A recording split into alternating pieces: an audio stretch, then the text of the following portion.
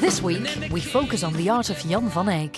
From the gleam of a pearl to the wrinkled folds of an aging face, we understand why he's called the father of oil painting. But why does the work of this pre-Renaissance Flemish master have the word primitive associated to it? You see the slight enlargement of the letters by the glass. You also see the reflection of the glass that gives a little shadow on the book. You have the idea of this fluffy weave, you can really grab it, you can feel it. You put your fingers in there and you might actually sink in for like 3 or 4 millimeters. I would assume that, these objects were available, and he looked at them and he could, paint them easily.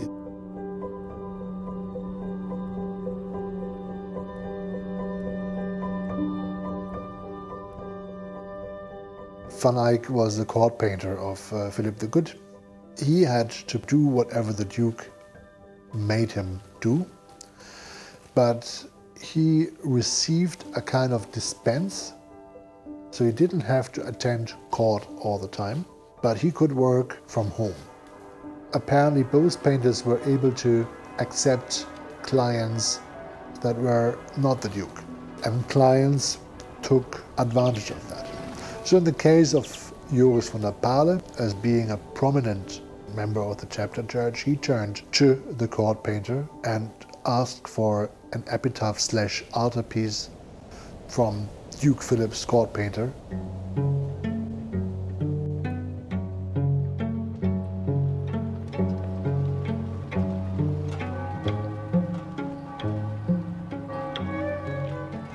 We know from sources that he did have collaborators. He would have probably made the first designs, and I would feel probably 3 or 4 really people sort of charged with painting. He is the one who's putting the last finishing touches on the painting, the surface layer. So that what distinguishes these extremely lively surfaces from more mechanical paintings of that period, that would be sort of the own hand of Van Eyck.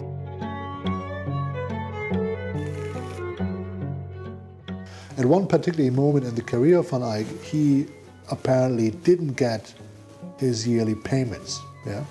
And there's a letter that we have by the Duke in Lille and says, well, you guys make sure that this guy is paid, because I will never find anybody who will be as good as him in his ability and science of what he's doing.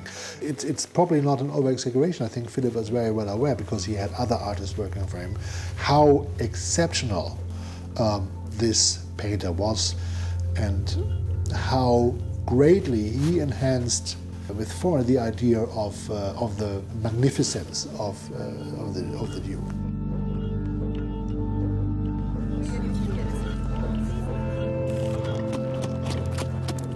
The ultimate art is Raphael and is Michelangelo. Everything before are necessary steps on the way. Important, but and from that perspective that the French, the Germans, the Italian academy system took over, everything before these 2 masters was considered to be not quite of the quality and therefore primitive.